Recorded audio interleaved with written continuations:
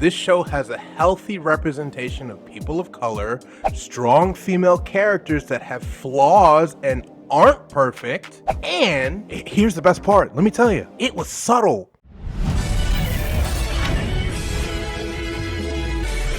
What's up, YouTube? My name is Rival, a digital creator using illustration, storytelling, and healthy competition with other artists to create my very own universe. Sit down, shut up, and strap in, because today's episode we're gathering data from The Dragon Prince. It's an action fantasy animated series created by Aaron and Justin Richmond. An extraordinary discovery inspires two human princes, Callum and Ezran, and an elven assassin, Rayla, to team up on an epic quest to bring peace to their warring lands. In the magical land of Zadia, everything functions under 6 sources of magic. The sun, the moon, the stars. By the way, being up in space can confirm sun is also a star. I'm just saying, the earth, the sky, and the ocean. Everything was great until the Fire Nation, until humans did some fuck shit and started taking the literal life force from living creatures. Humans, are you okay? All the elves were like, oh hell no! Get your ass out of here, killing baby deers and shit. Humans came back after about 1,000 years and said, let me in. And somehow they killed a dragon that exhaled electrical storms when he spoke, and they went for his unborn child. Can we get humans into therapy inflicting all kinds of mayhem out here? If there is one thing I've learned from traveling these galaxies, it's that at the center of just about every show is a black hole. No, not just because of the soul-crushing darkness and depression for all those who dare to make one, but because of the ungodly amounts of effort, talent, and pressure aimed at a single point. It's because it's capable of bending reality and warping our beliefs, creating a gravitational pull on our emotions and imagination so powerful that not even light can escape, and potentially even being the gateway to different worlds. I mean, it's simple science, really. So let's break this down and start on the surface level. There's always been something about fantasy settings that have just drawn me in. Whatever I play, whatever I watch, if it's got dragons and magic and like high-tech weapons, that's all I need. That's all I really need. Look, about this show, without any real spoilers, all I'm really gonna say is sun, fire, elves. Bruh. Typically, I have always been weary of the 3D CGI animations. I've seen some real horrible ones where it just looks like, wow, that's really bad. At least in this show, it was a bit choppy at the beginning, but as an artist myself, I see the merit in having your characters 3D modeled rather than having to draw them over and over and over and worrying about consistency and perspective and all this other stuff. You're just trying to tell the story. That being said, something about the 3D modeling just kind of takes away some of the charm that traditional animations bring to like the story and what you can accomplish. I think that shows like Demon Slayer kind of danced that balance pretty well, but there wasn't much of that here. Let's dive a bit deeper. Now, this was a big one for me. The Dragon Prince has characters that are actually diverse. Okay, like as in there is variety. Everything from race to gender to physical ability. It's not just everybody's the same color or just non-white. This show has a healthy representation of people of color, strong female characters that have flaws and aren't perfect, and it's all without force-feeding us or making it feel like it's a lecture. King Harrow in particular was a very refreshing character in this show. I love the fact that he wasn't a caricature of a black person. You wanted to see me? What's up, little homie? He was a competent, strong leader and a single father who didn't fall into the whole, I'm a man, so I have to be harsh on my kids and not show them any love or affection. I think I could count on one hand the number of positive depictions of black fathers in animated media there are.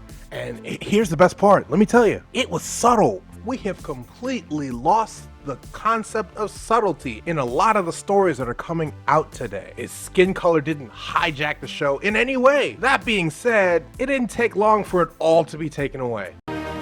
When I am gone, your brother Ezrin will become king, and you will be his partner, his defender, and his closest advisor. I want to know who is your favorite character in The Dragon Prince. Leave a comment down below and we'll argue about it there. Or hell, maybe we'll agree for once. Magic systems are one of the most interesting parts of fantasy and anime shows for me. Especially when the power is like deeply tied to how a character develops. I can't help but compare this one to the magic system in Avatar: The Last Airbender. In there, bending was just, it was so much more than a power. It was a way of life. It was an ideology, and it was like seamlessly woven into the culture. In The Dragon Prince, access to magic comes with an internal understanding of your connection to the world around you. You know, the 6 elements. But none of it is set in stone. And the path of good or evil isn't so clear. It's fantastic. You get to see the characters just kind of explore this themselves and figure it out for themselves. Figure out what is right, what is wrong. It's just great. I love it. Now, the slow burn, I'll admit, isn't for everyone. Personally, I don't mind it, but I can acknowledge it's not most people's cup of tea. Stacked against the other shows where they get straight to the point and they just go right in. And very clear, character-driven stuff. I'm the main character, I'm going to be King of the Hokages and the symbol of peace for the Soul Reapers, or whatever. It takes its time, it really kind of lets you marinate in the world.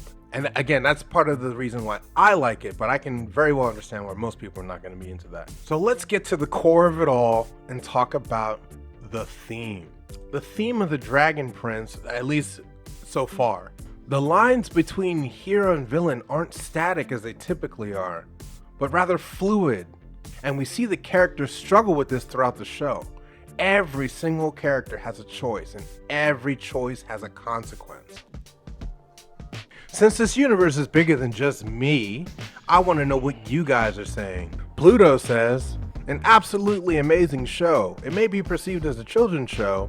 I would still recommend it to all ages. It's a fun and entertaining ride. You are never bored while watching, beg to differ. Although some parts may not be very exciting and action-packed, it lets you take a breather from the rest of your show, which can leave you breathless. You're always on the edge of your seat watching as the story unfolds as the character grows. This is one of the most progressive shows I've ever watched, hard agree. And it's even more amazing because they don't make a big deal about it, exactly.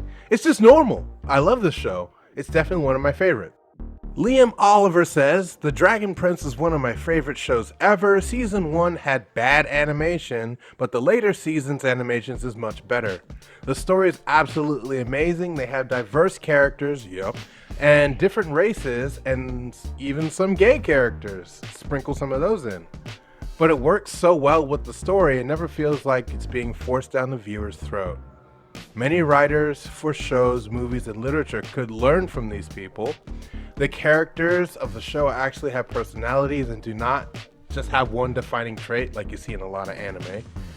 This causes the viewer to love them one moment and dislike them the next before going back to loving them again.